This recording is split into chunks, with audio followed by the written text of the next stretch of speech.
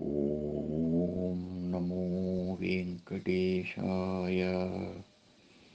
శ్రీమహాగణాధిపతయే నమః. శ్రీరామకృష్ణగురవే నమః.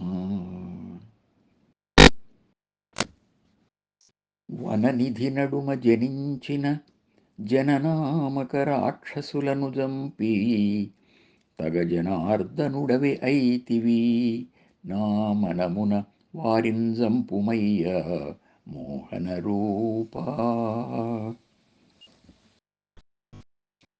సకల కళ్యాణ గుణాలతో ఆకర్షించే సుందరావతార వెంకటేశ్వర.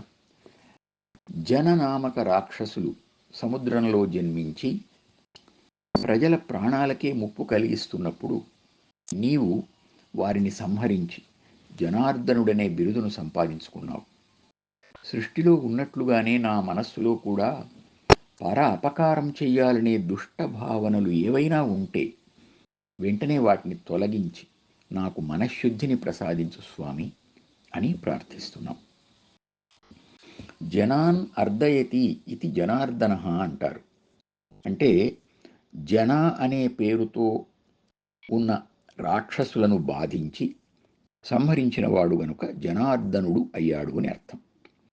పౌరాణికంగా భాగవతంలో శ్రీకృష్ణుడు పంచజనుడు అనే రాక్షసుణ్ణి సంహరించినట్లుంది. బలరామకృష్ణులకు విద్య నేర్పిన గురువు సాందీపని మహర్షి.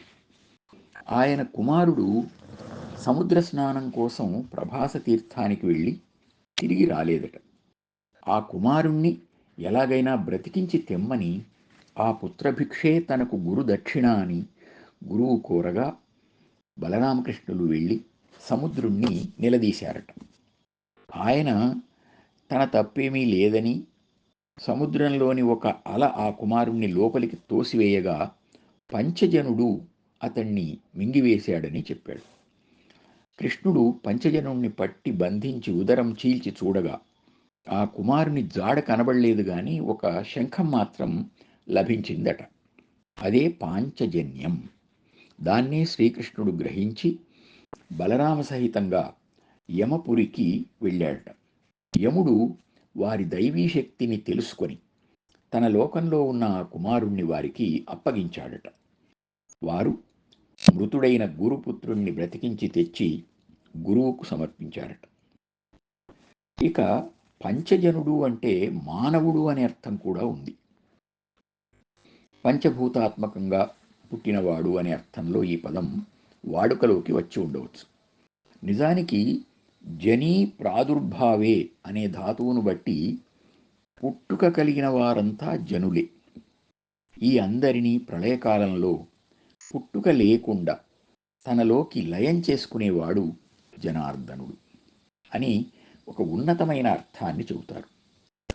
ఎలాగైనా జనార్దనాయ నమః అన్నప్పుడు మనలో రాక్షస భావాలను తొలగిస్తాడని, పునర్జన్మ లేకుండా చేస్తాడని భావిస్తూ శ్రీ వెంకటేశ్వర స్వామిని శరణు వేడుదాం. వననిధి నడుమ జనించిన జననామక రాక్షసులను జంపి తగ జనార్దనుడవే ఐతివి నా మనమున వారింజంపుమయ్య మోహన రూపా.